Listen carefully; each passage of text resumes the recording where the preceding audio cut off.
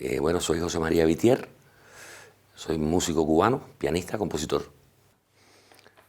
Yo creo que esa es una pregunta cuya respuesta probablemente conocen más otras personas, mejor que yo, como suele ocurrir, porque uno no tiene distancia consigo mismo para saber. Eh, pero yo siempre he dicho que tengo dos características. Una, que soy un músico cubano, que no solamente por el hecho casual, fortuito, de haber nacido en un país, sino porque he tenido la voluntad de informarme de la cultura cubana, de mis raíces, y de tratar de poner un grano de arena en ese océano de la música cubana. O sea, por un lado, me define, yo creo que esa vocación que es consciente de ser fiel a esa tradición de cubanía. Y por otro lado, soy un músico que también me estoy definiendo, sobre todo en estos últimos años para acá, me estoy definiendo como un músico romántico, cosa que le suena muy extraño a mucha gente. Porque yo creo que soy un músico romántico, porque soy una persona romántica y porque creo que el romanticismo tiene muchísimo que hacer en el mundo todavía. De muchas formas, no solamente esas raíces no solo son musicales, esas raíces están también en el resto de la cultura. Como he sabido ya por mis dos apellidos, yo nací en el seno de una familia de intelectuales de alta cultura. O sea, dos de los más grandes poetas de nuestro país son mis padres y otro de ellos es mi tío. O sea, nací en ese ambiente cultural, literario y musical, pero la literatura era más importante en mi familia, hasta que llegamos mi hermano y yo. Pero bueno, el caso es que me influyó entonces mucho el pensamiento cubano, o sea, figuras como la de Martí, a las cuales mis padres le han dedicado toda su vida a estudiarlo. Mi padre fue presidente del Centro de Estudios Martianos Cubano, y mi madre también. En fin, la figura de Martí, que es la criatura artística más importante que ha generado nuestro país, probablemente, me influyó muchísimo. Y todo el pensamiento cultural cubano del siglo XX, desde Martí hasta acá, y me siento muy influido, como he dicho muchas veces, por la poesía, pero también por las artes visuales, por la literatura en general. Me gusta mucho pensar en la música como algo que está interactuando con otras artes.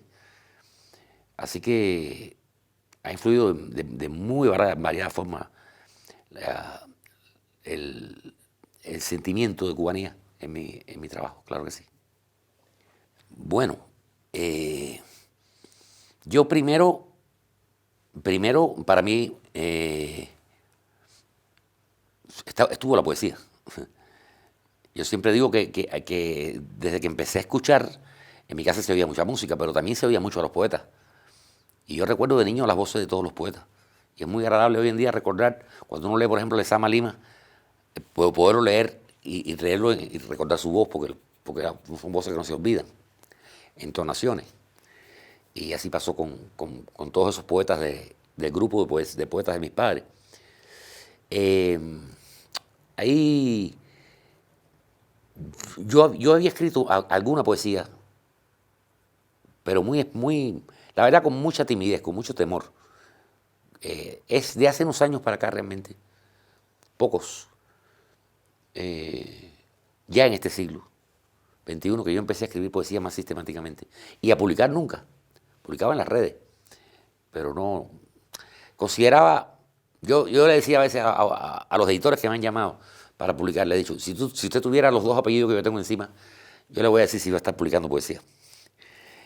Porque realmente son apellidos muy fuertes, de Fina García Marrú y Cintio Vitier en la poesía cubana. Y nunca me vi a mí mismo, ni me veo a mí mismo, y me sorprendo cuando me presentan en el concierto próximo que voy a tener como músico y poeta. Eso era una cosa nueva para mí, por completo. Pero es verdad que he escrito mucha poesía últimamente y me he decidido a editarla por primera vez. Tímidamente también, un grupo pequeño de cosas. Un primer, una primera publicación que acabamos celebrar.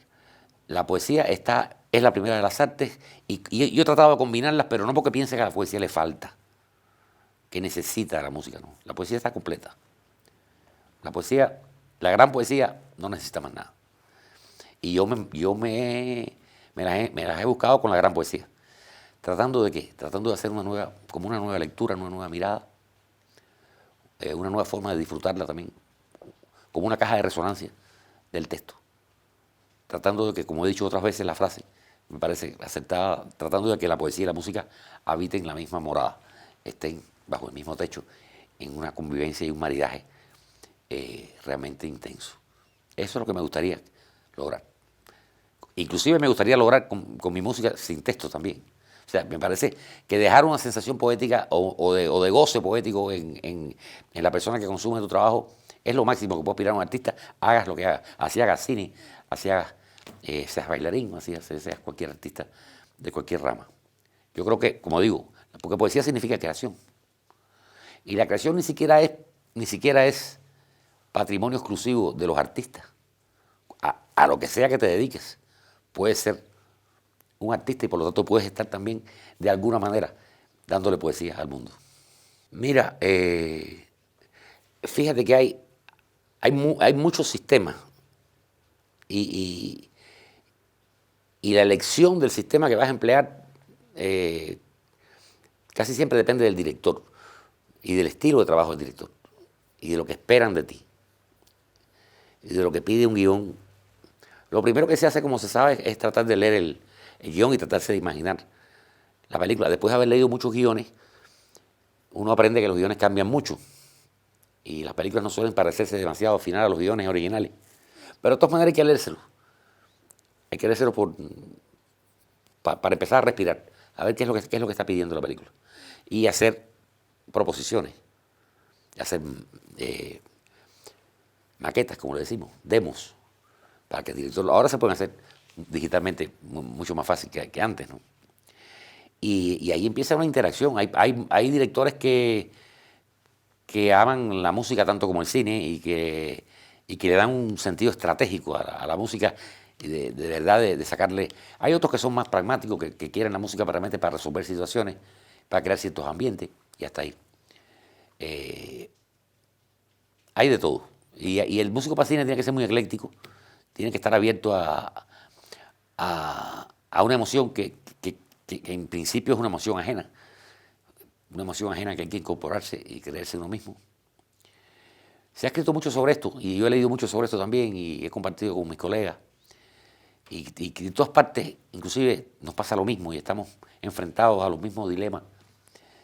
Me llama la atención, leyéndome ahora la entrevista larguísima que han publicado de Morricone, que los problemas que tiene ese señor, que es un absoluto genio de la música, de toda la música, no de la del cine. Y sin embargo los problemas a su escala y uno a la suya, pero los problemas que uno confronta cuando empieza a hacer una película son los mismos. Los mismos necesidad de diálogo con el director y la misma a veces imposibilidad de diálogo, porque a veces, muy frecuentemente los directores no saben música, pero nada. Y les cuesta a veces decir lo que quieren. Pero bueno, de todas maneras es una experiencia súper enriquecedora. Yo la verdad que me ha dado mucho placer escribir para cine. Me ha dado muchas satisfacciones, me ha permitido conocer gente maravillosa, directores, guionistas, actores, actrices. Y bueno, de verdad que me siento orgulloso realmente de haber empezado tan temprano en el cine y de haber tenido suerte de que me hayan llamado a proyectos que se recuerdan todavía.